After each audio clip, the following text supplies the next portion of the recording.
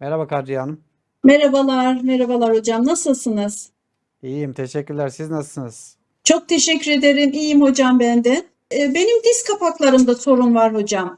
Sıvı azalması olduğunu söylediler. Ara ara iğneler yaptırdım. Ama yine de her zaman bu şikayetim devam ediyor. Diz kapaklarınızda. Ben şimdi şurada bir yandan da Evet, diz kapaklarında. ne zaman başladı şikayetleriniz?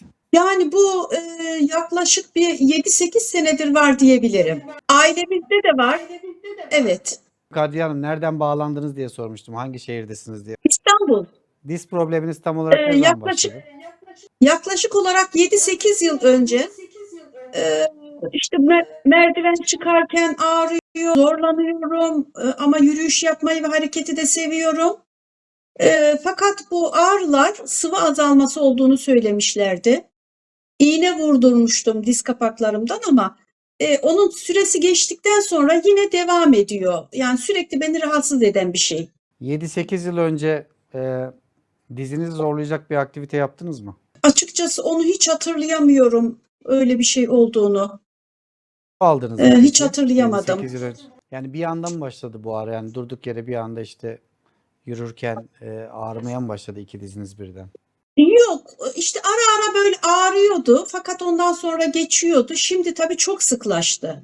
Peki aynı anda bel problemi, kalça problemi yaşıyor musunuz? Evet, evet, evet. Evet, kalça problemi. Özellikle böyle kalçanın o bele birleştiği noktada o orada benim çok şiddetli ağrılarım oluyor ve en ufak bir ağırlık kaldırdığım zaman o bayağı bir uzun sürüyor. Yani 1 ay, 2 ay kadar beni bayağı bir rahatsız eden bir durum oluyor işte. Doktora Hangi falan kalçanızda gidiyorum. sorun oluyor? İğne.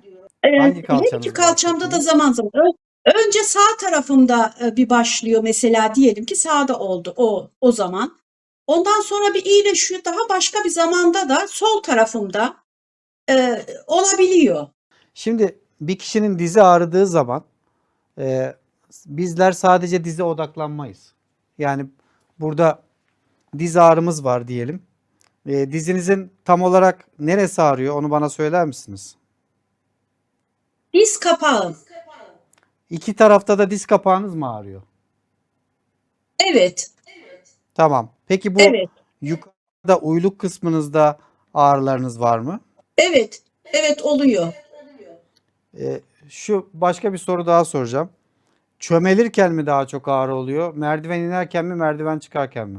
Vallahi, ya zaman zaman, hepsinde oluyor. Sanki merdiven inerken daha çok oluyor. Evet, merdiven inerken. Evet. Peki bu ağrı sizin için bir derece verecek olsanız 10 üzerinden kaç verirsiniz? Ağrı olduğu zaman ne O kadar sizi ağrı rahatsız? 10 üzerinden kaç verirsiniz siz bu ağrıya? Mesela yürürken diyelim ki yürümenizi yarıda bıraktırıyor mu? Evet, dinlenmem gerekiyor, ara vermem gerekiyor. Evet. Bakın şu an mesela dizinizdeki bağları gösteriyorum.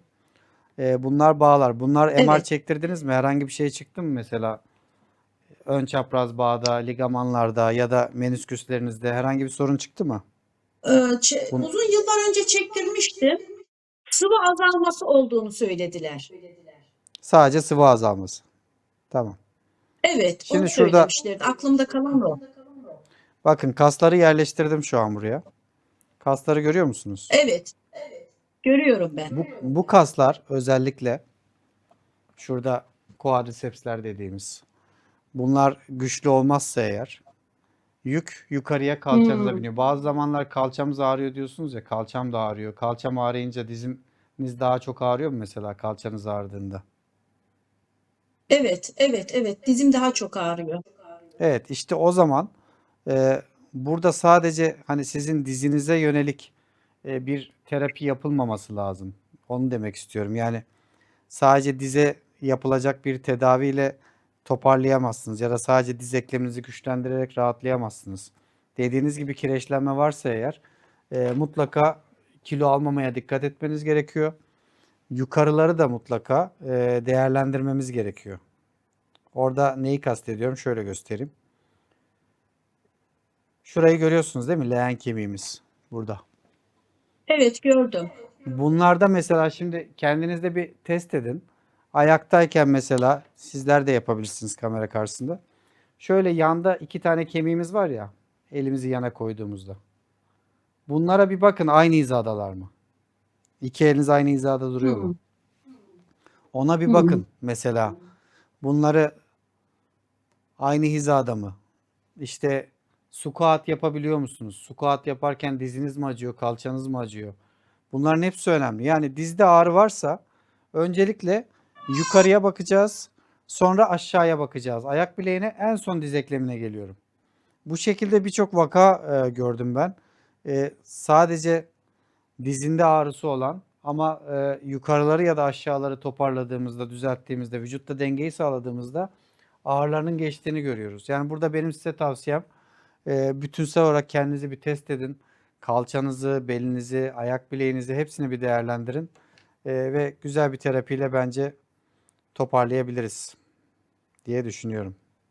Peki bana önerebileceğiniz bir hareket var mı acaba? Kasları güçlendirici orada yapabileceğim bir şey benim normal evde Tabii yapabileceğim. bizim YouTube E, kanalımızda, arkadaşlar bulup linkini paylaşırlarsa chatte sevinirim. YouTube kanalımızda dizler için 2 tane videom var. Birisi diz ağrıları için, evet. eskiden çektiğim bir video var. Sonra güncellediğim yeni bir video var.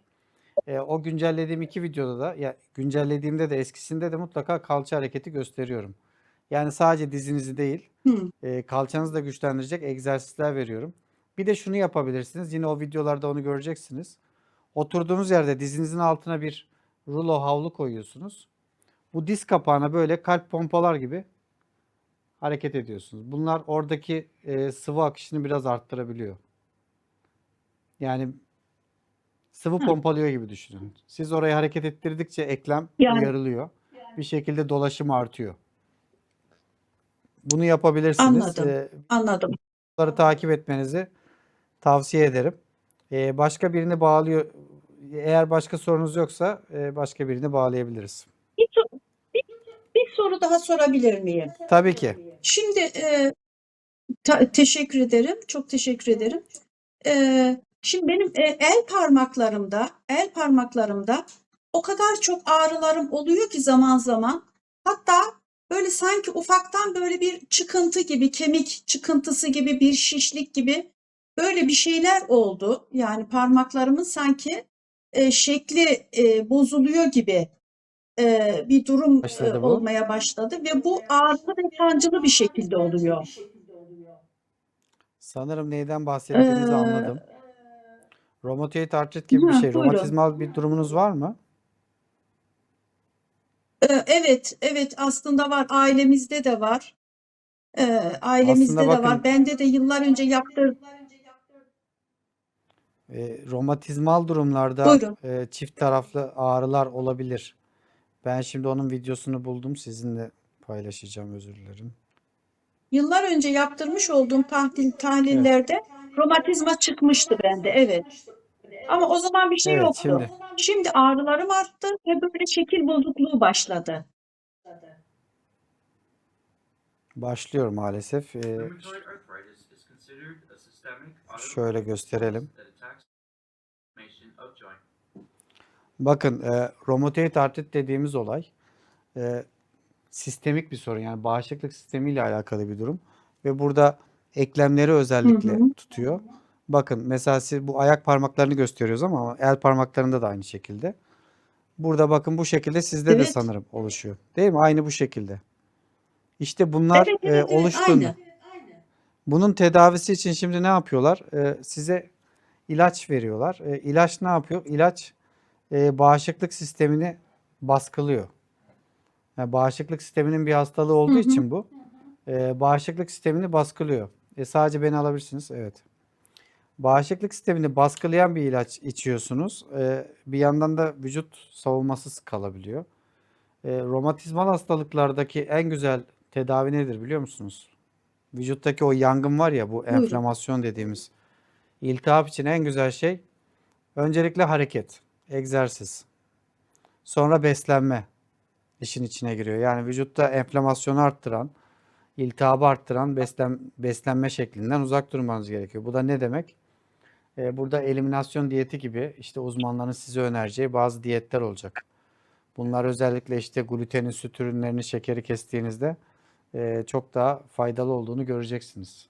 Bunlara dikkat edin ve iyi bir Hmm, romatologdan destek alırsanız bence çok iyi olur.